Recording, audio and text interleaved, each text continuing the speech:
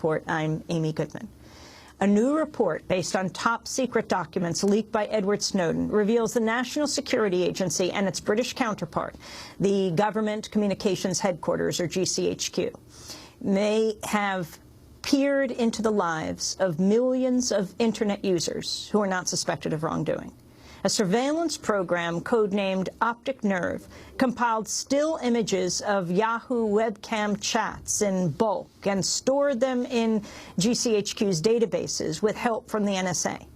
In one 6-month period in 2008 alone, the agency reportedly amassed webcam images from more than 1.8 million Yahoo user accounts worldwide. The program was reportedly used for experiments in automated facial recognition, as well as to monitor terrorism suspects. A more accurate name for the Optic Nerve program may have been Peeping Tom, because it ended up collecting a large number of sexually explicit images. According to the documents, between 3 and 11% of the Yahoo webcam images contained what the GCHQ called undesirable nudity. Yahoo responded to the news by denying any prior knowledge of the program, saying the spy agencies had, quote, reached a whole new level of violation of our users' privacy. The documents also reveal the surveillance agencies discussed intercepting other types of cameras, such as the ones found on Xbox 360 game consoles. The NSA and the GCHQ also reportedly considered designing more sophisticated and accurate facial recognition tools, such as iris recognition cameras.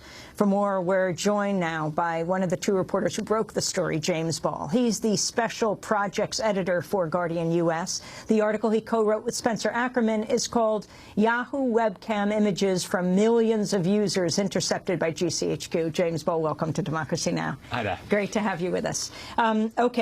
Start from the beginning, what you found. What were contained in the documents Edward Snowden released? I think ever since we first sort of reported, Glenn Greenwald in The Guardian reported the Verizon spying, we'd all kind of wondered about mass surveillance. Is it just metadata? Is it just foreigners? And we'd kind of wondered just how far it might go. And this one, I think, even after 9 months, was really shocking.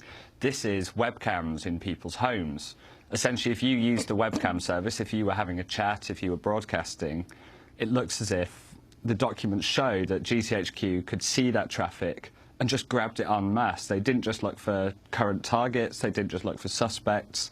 They saved a little bit of everything. Did it have to be active for them to collect it, or could it just be sitting on your desk at home? This particular program was just collecting when people were using it, as if you're having a kind of Skype call or something like that. If you were using your webcam to have a chat, it just grabbed images from it as you did it.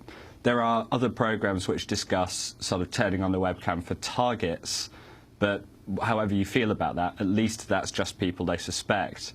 This is everyone. This is you, me, Americans, Brits. Everyone can get caught in this. So this is GCHQ. What's the role of NSA? I think this is a really important question.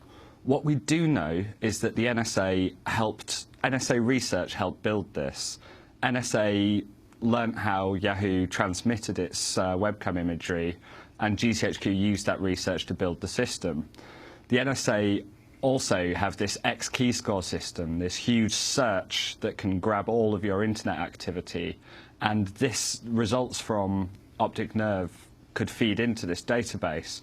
So we know the NSA knew about the program because it was in the Snowden files. We know the NSA research helped it, and we know it knew NSA systems.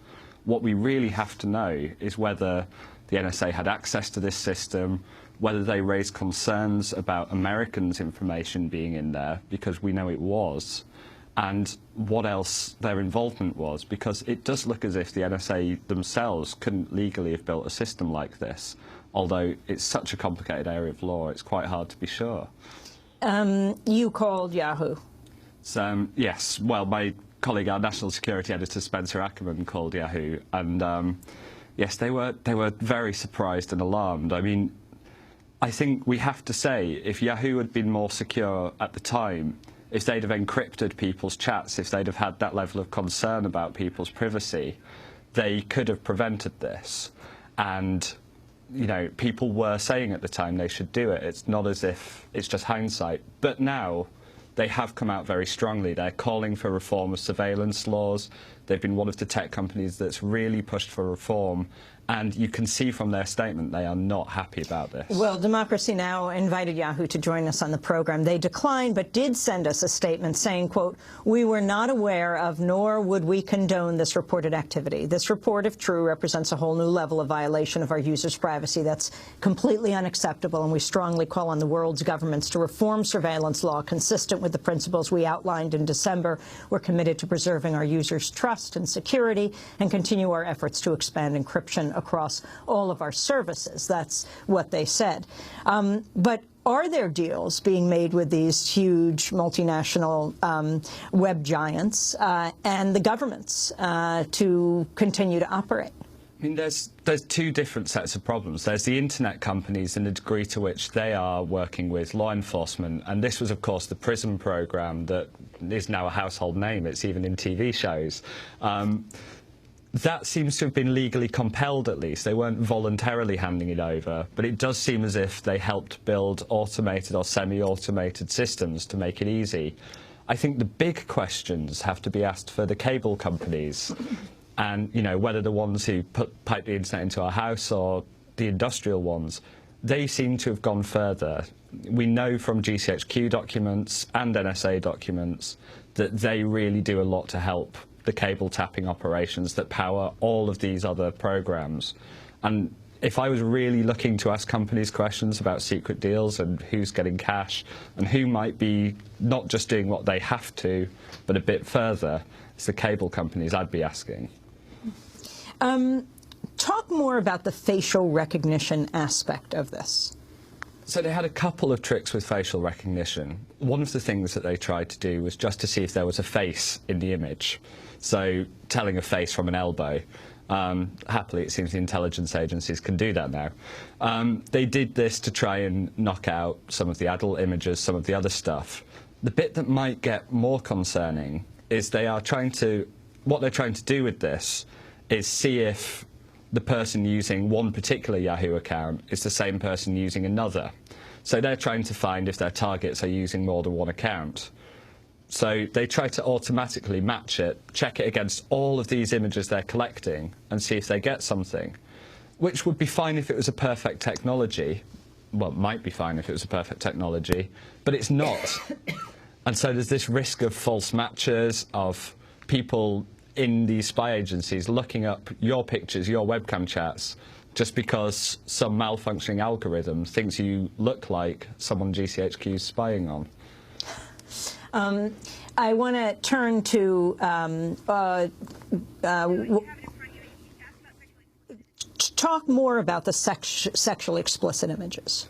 I mean, it's quite a concerning thing. It's essentially they were actually complaining at length in the documents about just how many of these images were sexually explicit. I mean, we know they were capturing.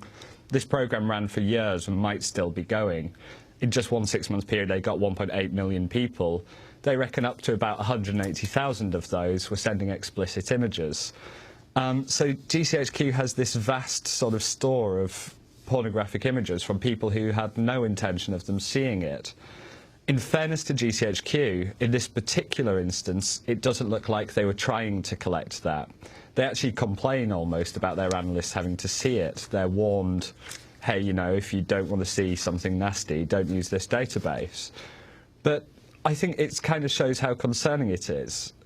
Is your privacy only violated when an actual human analyst looks at an adult picture of you, or is just the very idea of the British government or the American government having this huge store of compromising pictures itself a bit creepy? I think most of us might feel it's the latter. And GCHQ, every document we saw on this suggested they weren't trying to use these, they weren't wanting to look at them. But there have been other documents relating to other programs talking about perhaps using people's browsing habits and porn habits to discredit them. And so we know they're not entirely above this kind of behaviour. Last month, a report from Glenn Greenwald and NBC News, based on leaks from Edward Snowden, revealed the British government can spy on social media sites, including YouTube, in real time without the knowledge of companies. Another round of news reports based on Snowden's disclosures found the NSA and its British counterpart are targeting smartphone apps, including the popular game Angry Birds, for personal data on users, from their location to their sexual preferences. James Ball, you wrote this article for The Guardian called "Angry Birds Firm Calls for Industry to Respond to NSA Spying Revelations." Tell us more about it. I think the key thing is a lot of what lets the NSA spy on this stuff in bulk, rather than kind of picking their targets and going for them. And most people would say, hey, if they're interested in a small number of terror suspects, okay, they should spy on those. What lets them spy in bulk is things like the advert tracking cookies, or bad security from the internet firms, or that kind of stuff. So, yes, by all means, we are in America having a debate about the limits of surveillance law, and it's looking, hopefully, like there might be some reforms, maybe a lot more limited than people want. But in the meantime, the tech companies and the app makers can do a lot to protect us. And I think, as people who use those, we have to make it clear that if you want change, you've got to let your phone maker know, your app makers know, because a lot of this is just piggybacking on either their bad security or them tracking you to try and sell you stuff. There's kind of a bit of a relationship going on between these big companies and the spy agencies, even if it wasn't a deliberate one. In November, leaks from Edward Snowden showed the NSA had gathered records on the online sexual activity of Muslim targets in a bid to discredit them. The Huffington Post reported the NSA had identified at least 6 Muslim leaders whose speeches have the potential to radicalize their audiences with an extremist message, they said. None were accused of involvement in terror plots. The NSA had apparently collected their evidence of their online activity, including visits to porn sites, in a bid to undermine their credibility or intimidate them into silence. It's unclear if the NSA carried out any of its plans. Given how the NSA has approached explicit images in the past, what risks are posed by the mass collection of potentially compromising webcam photos? This is essentially the problem of bulk surveillance. We all do things which are perfectly acceptable, legitimate activities, but private. You know, things that we send to our partners, to our friends. We all do things that we wouldn't want the world to know. And that's kind of the problem. If it's all collected, we all have some things we might want used against us. And so if the intelligence agencies really want to say, look, OK, we collect this stuff, it might be a bit compromising, but we don't want it and we'd never dream of misusing it, that really is demanding quite a lot of trust. It's deliberately or not, they essentially have a bit of a blackmail file on almost everyone. And the issue is, with stories like that, it does suggest that maybe we shouldn't be trusting them with it. As I should say, to be fair to the agencies, on this particular programme, there's no sign of misuse. But we do know from the report you said in November and so on, it's not as if they've dismissed this as a tactic. And I think the idea of the government building deliberately or accidentally these dossiers on each of us is quite worrying. And the relationship between these companies, like Yahoo, like Google, and the government, the trade-offs that are made. I mean, the deals they make with the government expects something in return.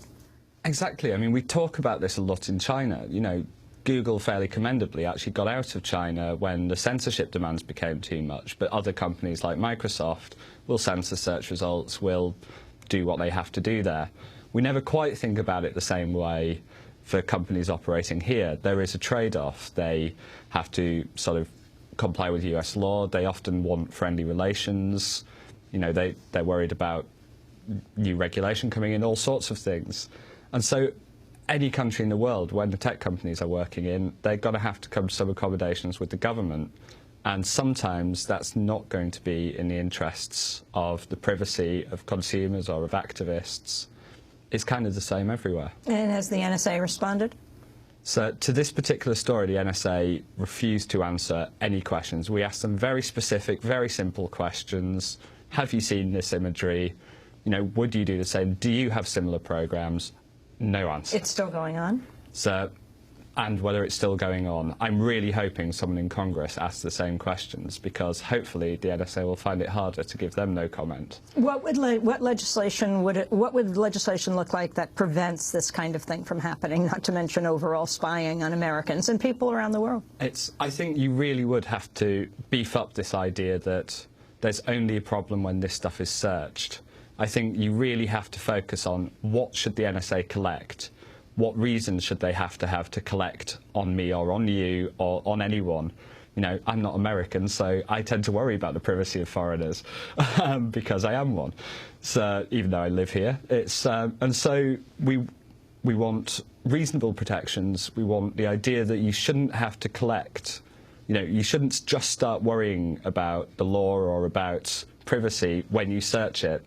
It's when you store it. And that's kind of the shift in principle that people are thinking about. I think, if the NSA wants to make the case that they absolutely have to do mass collection, they really are going to have to convince the American public of it and show why it's necessary.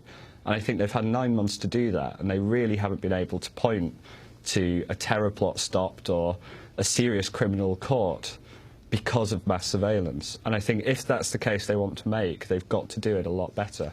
James Ball, I want to thank you for being with us. Special projects editor for Guardian US. You recently co-wrote the piece with Spencer Ackerman called Yahoo Webcam Images from Millions of Users Intercepted by GCHQ.